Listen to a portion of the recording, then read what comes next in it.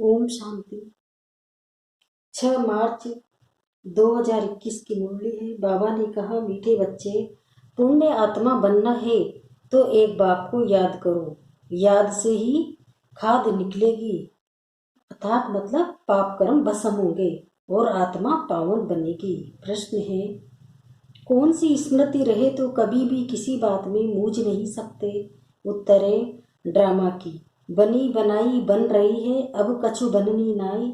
यह अनादि ड्रामा चलता ही रहता है, इसमें किसी बात में मूझने की दरकार नहीं है। कई बच्चे कहते हैं, पता नहीं यह हमारा अंतिम 84वां जन्म या नहीं, मूझ है या नहीं, मूझ जाते हैं।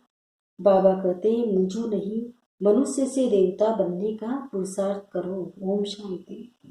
बच्चों को ओम शांति के अर्थ का तो पता है कि मैं आत्मा हूँ और मुझ आत्मा का स्वधर्म है शांति।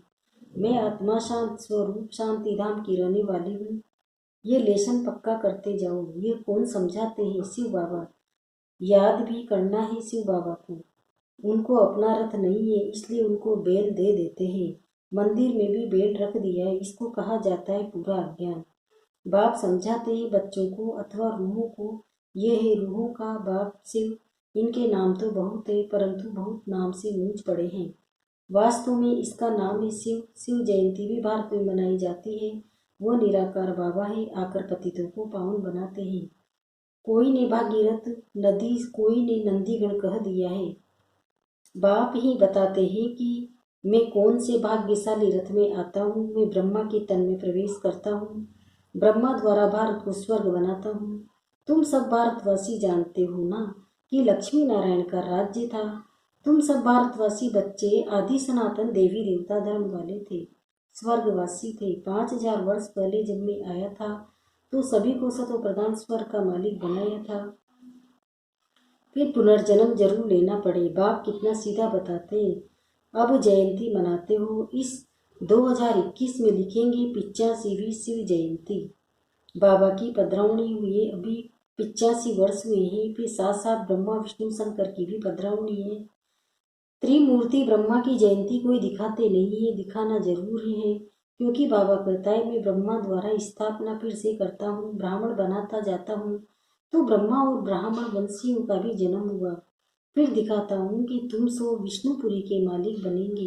बाप की याद से ही तुम्हारी खाद निकलेगी। भारत का प्राचीन योग मशहूर है, परंतु वह किसने सिखाया था ये कोई नहीं जानते। खुद कहते हैं, बच्चे तुम अपने बाप को याद करो। वर्षा तुमको मेरे से मिलता है, मैं तुम्हारा बाप हूँ। मैं कल्प कल्प आता हूँ, आकर तुमको मनुष्य से देवता बनाता हूँ, क्योंकि तुम देवी देवता थे। फिर 84 जन्म लेते लेते आकर पतित बने हो, रावण की मत पर चल रहे हो। इससे भरिए मत से तुम स्वर्ग के मालिक बनते हो। बाप कहते हैं, मैं कल्प पहले भी आया था। जो कुछ पास होता है वह कल्प कल्प होता ही रहेगा। बाप फिर भी आकर इसमें प्रवेश करेंगे, इस दादा को छुड़ाएंगे, फिर इन सबकी परवरिश कराएंगे। तुम जानते हो कि हम ही सतयुग में थे। हम भारतवासियों को ही 84 जन्म लेना पड़े। पहले पहले तुम सर्वगुण संपन्न 16 कला संपूर्ण थे, यथा राजा रानी तथा प्रजा नंबरवार। सब तो राजा नहीं बन सकते। तो बाप समझाते हैं, सतयुग में तुम्हारे 8 जन्म, त्रेता में 12 जन्म। ऐसे ही अपने को समझो कि हमने ये पाठ बजाया है। पहले सूर्यवंशी राजधानी में पाठ बजाया, फिर चंद्रवंशी में, फिर नीचे उतरते वाम मार्ग में आए। फिर हमने 63 जन्म लिए। भारतवासियों ने पूरे 84 जन्म लिए हैं, और कोई धर्म वाले इतने जन्म नहीं लेते हैं। गुरु नानक को 500 वर्ष हुए, करीब उनके 12-14 जन्म होंगे। ये हिसाब निकाला जाता है। क्रिश्चियन ने 2000 वर्ष में 60 पुनर्जन्म लिए होंगे। वृद्धि होती जाती है, पुनर्जन्म लेते जाते हैं। बुद्धि में ये विचार करो तो हम नहीं 84 जन्म हो गए। फिर सतो प्रधान बनना है तो कुछ पास हुआ ड्रामा, जो ड्रामा बना हुआ है वो फिर रिपीट होगा। वेद की हिस्ट्री में तुमको ले जाते हैं। तुम पुनर्जन्म लेते आए हो, अब तुमने 84 जन्म पूरे किए हैं। अब फिर बाप ने याद दिलाई कि तुम्हारा घर है शांतिधाम। आत्मा का रूप क्या है? बिंदी। वहाँ जैसे बिंदियों का झाड़ है, आत्माओं का भी नंबरवार झाड़ है, नंबरवार नीचे आना होता है। परमात्मा भी बिंदी है, ऐसे नहीं कि इतना बड़ा लिंग है। बाप कहते हैं कि हमारे बच्चे बनते हो तो मैं तुमको स्वर्ग का मालिक बनाता हूँ। पहले तुम हमारे बने हो, फिर मैं तुमको पढ़ाता हूँ। कहते हो बाबा हम तुम्हारे हैं, साथ साथ पढ़ना भी है। हमारे बने और तुम्हारी पढ़ाई शुरू हो गई। बाबा कहते हैं कि ये तुम्हारा अंतिम जन्म, कमल फूल समान पवित्र बनो। बच्चे वायदा करते हैं बाबा हम आपसे वर्षा लेने लिए कभी पतित नहीं बनेंगे।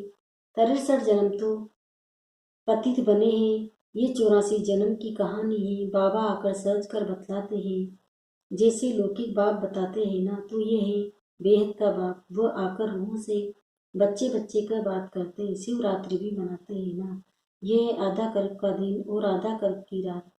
अभी है रात का अंत और दिन के आदि का संगम। भारत सत्युग था तो दिन था, सत्युग त्रेता में ब्रह्मा का दिन कहा जाता है। तुम ब्राह्मण हो ना, तुम ब्राह्मण जानते हो कि हमारी अब रात्रि है, तमो प्रधान भक्ति है। दर दर धक्के खाते रहते हैं, सबकी पूजा करते रहते हैं, टीवाटे की भी पूजा करते हैं, मनुष्य के शरीर की भी पूजा करते हैं।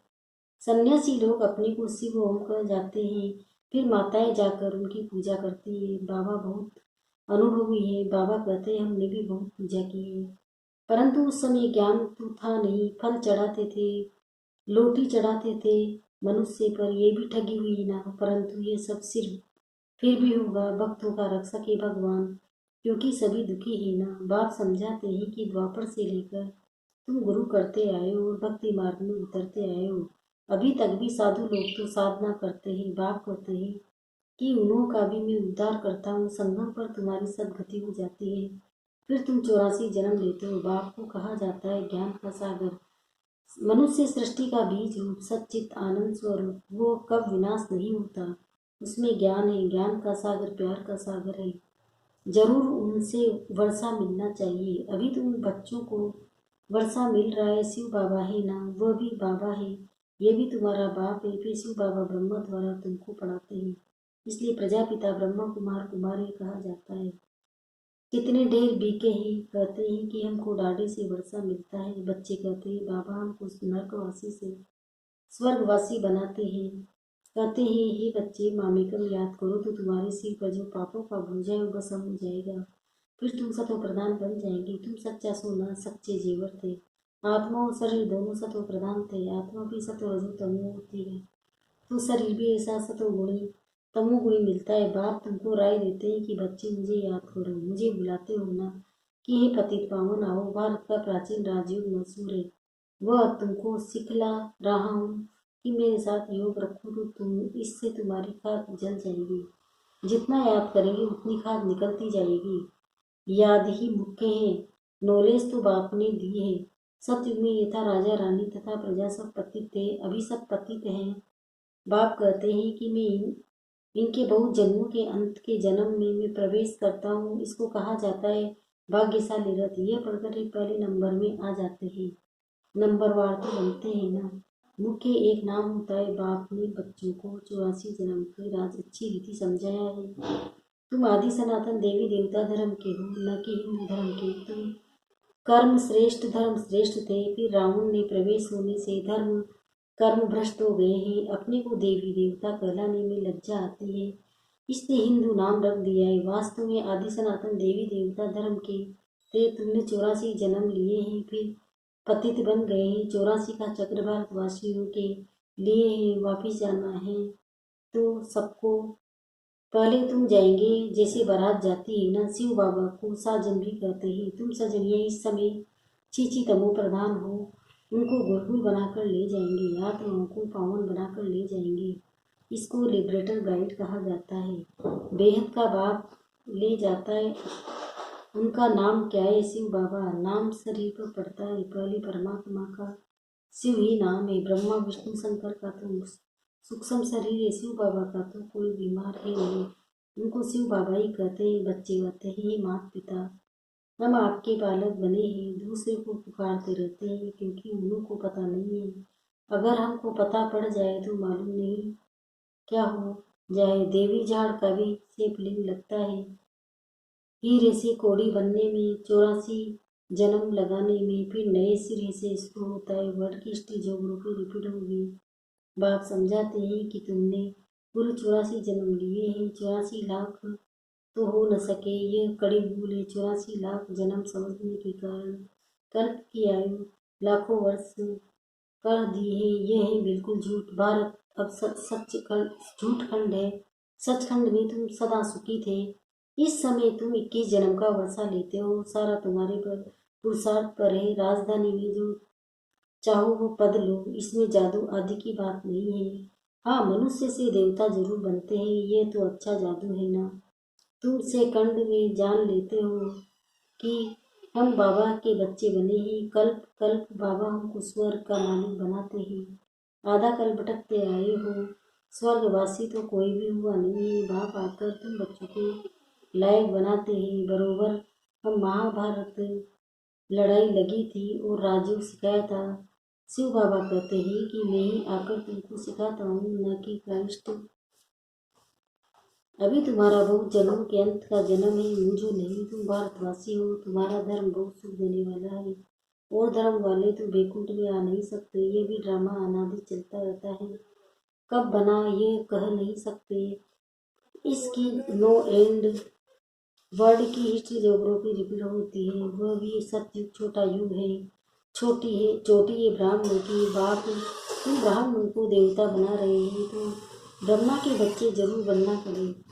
तुम वर्षा मिलता है दादे से। जब तक अपने को बीके नहीं समझ सकते तब तक वर्षा कैसे मिले। फिर भी कोई कुछ न कुछ बात सुनाते थे तो साधारण प्रजा में आ जाएंगे। आना तो जरूर है। शिव बाबा ब्रह्मा द्वारा वायुमंडल देवता साधारण प्रजा में आ जाएंगे। शिव बाबा ब्रह्मा द्वारा ब्राह्मण देवता सत्य धर्म की स्थापना करते हैं। सिवाय गीता की दूसरा कोई भी शास्त्र है नहीं। गीता ही सर्वोत्तम देवी धर्म का साथ जिसमें 3 धर्म स्थापन होते हैं। ब्राह्मण भी यहाँ बनना है, देवता भी यहाँ बनना है। अच्छा, मीठे मीठे सिकंदे बच्चों प्रति माता पिता बाप दादा का याद प्यार और गुड मॉर्निंग। रूहानी बाप की रूहानी बच्चों को नमस्ते। हम रूहानी बच्चों की भी रूहानी माता पिता बाप दादा को याद प्यार गुड मॉर्निंग। नमस्ते नमस्ते नमस्ते। शुक्रिया बाबा, शुक्रिया आपका पद्मा पदम, शुक्रिया। धारणा के मुख्य सारे क्रिया हर एक के निश्चित पाठ को जान सदा निश्चिंत रहना। बनी बनाई बन रही है। ड्रामा पर अडोल रहना है। दूसरा है इस छोटे से संगम युग पर बाप से पूरा वर्षा लेना है। याद के बल से खाद निकाल स्वयं को कोड़े से हीरे जैसा बनाना है। मीठे झाड़ के सेपलिंग में चलने के लायक बनना है। वरदान आश्चर्यजनक दृश्य देखते हुए पहाड़ को राई बनाने वाले साक्षी दृष्टा भव। इसका विस्तार बता रहे हैं बाबा। मैं शांत स्वरूप आत्मा हूँ। शांति के सागर की संतान हूँ। शांति के सागर से शांति की किरणें निरंतर मुझ में समा रही है और मुझसे निकल निकल पूरे विश्व में फैल रही है। विश्व की सर्वात्माओं का कल्याण हो, कल्याण हो, कल्याण हो। वरदान आश्चर्यजनक दृश्य देखते हुए पहाड़ को राई बनाने वाले साक्षी दृष्टा भव। अब इसका विस्तार बता रहे बाबा। संपन्न बनने में अनेक नए नए व आश्चर्यजनक दृश्य सामने आएंगे, लेकिन वह दृश्य साक्षी दृष्टा बना खिलावे नहीं। साक्षी दृष्टा के स्थिति की सीट पर बैठकर देखने व निर्णय करने में बहुत मजा आता है। भय नहीं लगता, जैसे कि अनेक बार देखी हुई सीन फिर से देख रहे हैं। वह राजयुक्त योगयुक्त वन वायुमंडल को डबल लाइट बनाएंगे। उन्हें पहाड़ समान पेपर भी राय के समान अनुभव होगा। स्लोगन परिस्थितियों में आकर्षित होने के बजाय उन्हें साक्षी होकर खेल के रूप में देखो। ओम शांति।